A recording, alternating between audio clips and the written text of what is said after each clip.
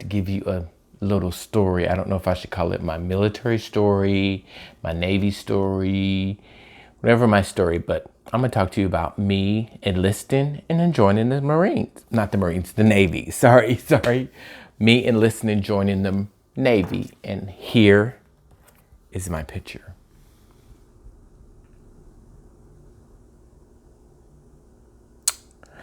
I was a postal clerk, third class. I was stationed on the San Diego here. That's why I ended up staying here. I was stationed at the ship USS Merle DD 976. And I was in the military from like 94 to 97. And then I did like a year and a half reserves. I couldn't do the reserves because it was like every summer and it was all the weekends. It was just like, it's like you work a whole week and then you go back to work for 2 days and you go back to work. You're just like, oh, I'm tired. So I got out. But I liked it. I had a good time. Some days I miss it. I was like, wow, what happened if I would have stayed in? But that's where I was. I was stationed in San Diego, so I stayed here. But let me give you a little more backstory. So when I was in school, I went to school at WKU, Western Kentucky University in Bowling Green, and I was studying to be a teacher with an emphasis in history. And I started school early, like summer school, to get some other courses when I started my freshman year. And then during all my sophomore and junior years, was always in summer school because I didn't want to do a 5-year track. Because when I was in college from 90 to 94, they were saying it's going to be almost 5 years if you don't pick your major like immediately and then go into it. So I switched my major. I wanted to be a psychologist. Then I wanted to be a dancer. And then I wanted to do other stuff. And I was like, oh, I shouldn't do that. But I did. I think I have a picture for me in school. I'm trying to find it.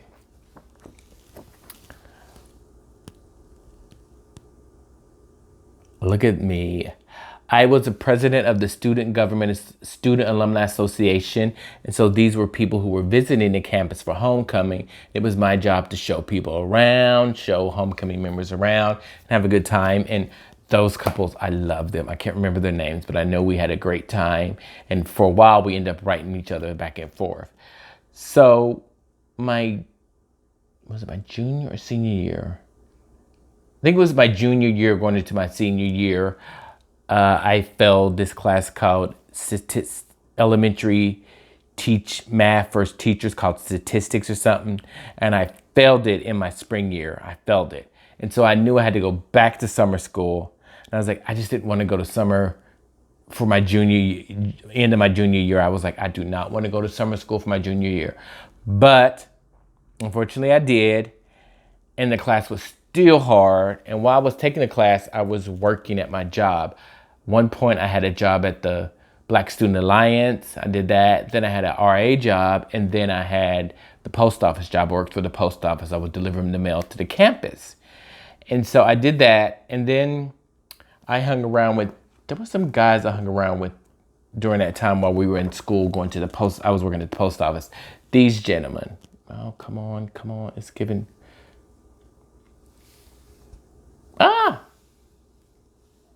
This is his girlfriend and these two guys. One of them were in the Marines, I think, and one of them was in the Air Force.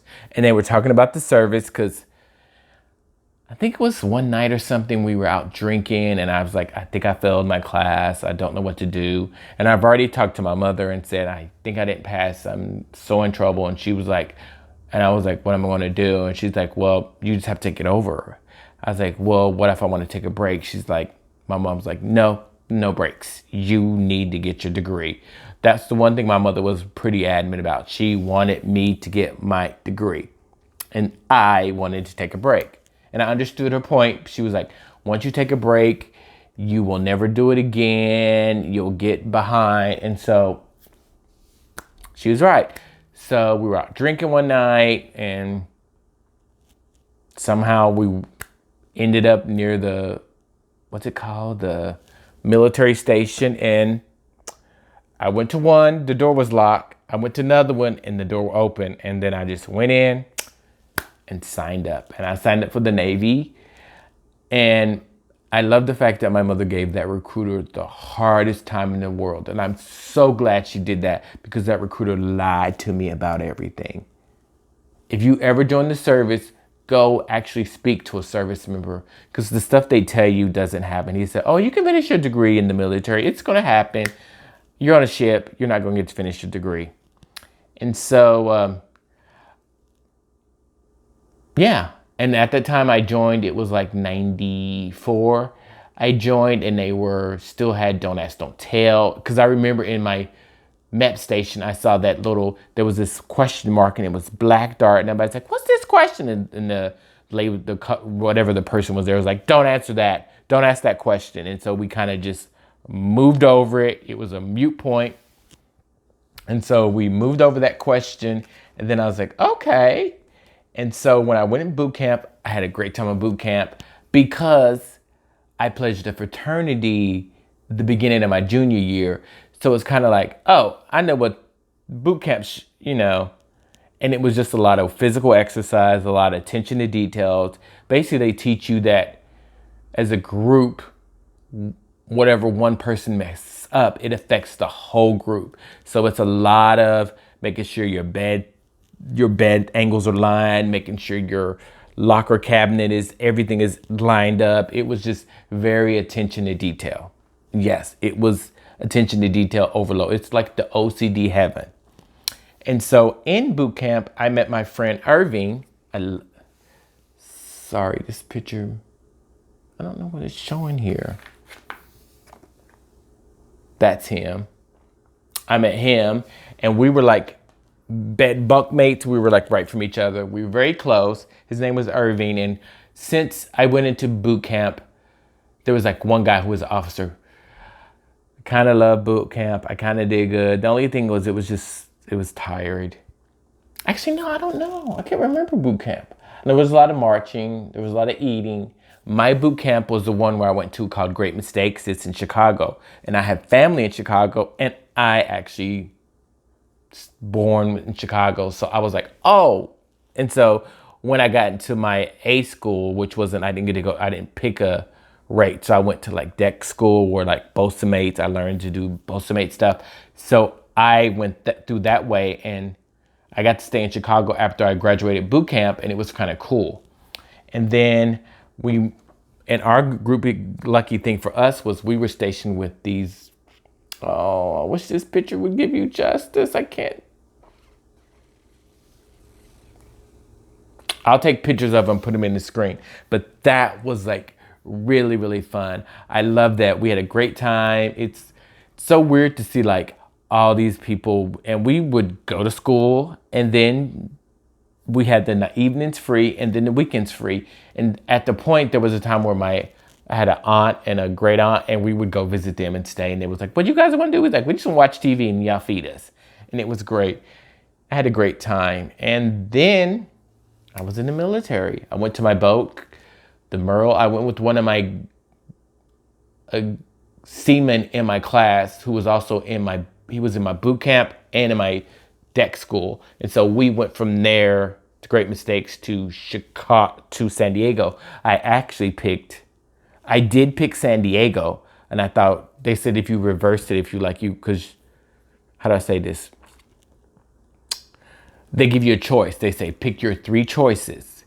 So I picked San Diego, and then picked Virginia, because I wanted to be close to this. I just wanted to be close to home. And I didn't think, and I got San Diego, and I was like, what? And I wasn't, but when I got here, I was like, oh my gosh, I love San Diego. And so that was a good time. And here's another picture of me. I love this. This is one of my deck classmates. He was like, you get it. We had so much fun. I remember we went out drinking a lot. Our food bill was expensive. We'd have like food bill, $200, drink bill, $500. That was fun. I always tell people, if you don't know what to do, if you're confused about what your choice or what your road is in life, join the military. It will whip you into some kind of decision. And who else did I meet? This is my ship. I hope you can see. I'll take more pictures of it. But this is like, I can't remember the names. That's me. I know him. His name is Gil. And that's his father. Because sometimes when you are like on a, what is it called? Well, I can't, deployment. When you go on a deployment, you go around, you go to all the different ports and you visit all these different cities. And then when you come back into the States, which is, oh, when you know you're coming back home, you are geeked. And then you come back into the States. And then when you get into Hawaii, for us, since Hawaii was almost our last port to San Diego or California, they would drop some people off and they would fly and go on vacation early. And then they would onboard people who would, you can like say if I had like a brother or something, I can have them, do you want to come meet my ship in Hawaii and then go on a what's it called, a tiger cruise and come in.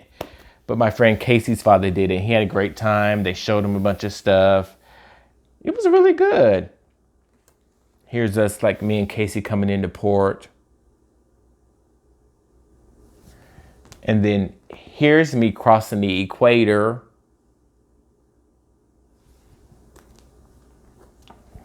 Here's me as a shellback. I crossing the line ceremony, September 18, 1995. When every ship has a point where they cross the equator, and if you cross the equator, then they have a ceremony what's called shellbacks, and I was a slimy wog. And I was talking crap on the ship, and everybody's like, you're gonna get it, you're gonna get it. Great fun, great time. I look back on my military experience now, I was like, wow, that was really good. I was really proud of myself. That's like the biggest accomplishment I think I ever did in my life, is join the military and get out. And so I feel so honored to be a veteran, and I just feel proud to do it. It makes you be proud to know that I would give my life for my country, and it was just a proud moment. And when you do the flag, raise the flag and lower the flag, it was just, all the pomp and circumstances was just great. It was good. I had a good time. But my job was a lot of work. And here is me in Bahrain. I was stationed in Bahrain for a few months doing just postal duty. So I was on land while everybody else on my ship was out at sea. And they were not thrilled about that because I was staying in a hotel, doing my job. It was really cool. It's really good times. I loved the friends I made. I still have one from today. I've had one call me. I had a real great group of friends I knew on the ship. I knew people from my department, and then I knew people from my new department. And then we all it was a great time. I learned to play dominoes. I mean, if anyone is lost and they need to discover themselves and you want to see part of the world you might never see again, join the military. But I'm happy to say I'm honored and proud to be a veteran. And I'm so glad I did that for myself. I know at the time, I wish I got my degree and maybe went in. But at that time, I was just needed a break from school. I did get my degree later in life. Don't know. But I'm proud to say I'm a veteran. And I'm proud to say I served my country. And I'm proud to say go full speed ahead. Because anchors away, my boys, anchors away. Yeah, it was like, there's this guy at work was part of the military, and we sing the marching songs, and everybody's like, it's just, there's a bond when you know someone was in your branch of the military. You're like, well, you were Navy? What ship are you on? You talk that, and I started out as a undesignated, and then I worked in the boatswain's department for maybe a few months. And then when I decided, hey, I want to go be a PC, they said, okay. I went to be a PC. And the weird thing is, I worked in the postal office a few times. Other times I did different jobs. I was in charge of different spaces. And so I had to manage and upkeep those spaces. And I was in charge of the maintenance of equipment in those spaces. So I did a lot of the work. And then when I was getting out, I was even in part of the flight deck crew. That was where I chalked a chain when the planes. So it was just a great experience. And I'm so proud I served my country. And thank you for watching this video. and just have comments below if you joined the service. And if you did, thanks for being a veteran. Thank you for your service. And that's my video. And I just want to let you know, sorry for the delay. I have other videos coming. I'm going to do the boyfriend tag. I'm going to have some videos with my friends, try to introduce you to my friends, because they're really important to me. They're really my special family, and I just like to include them. And so have a good day. Be good out there and stay cool.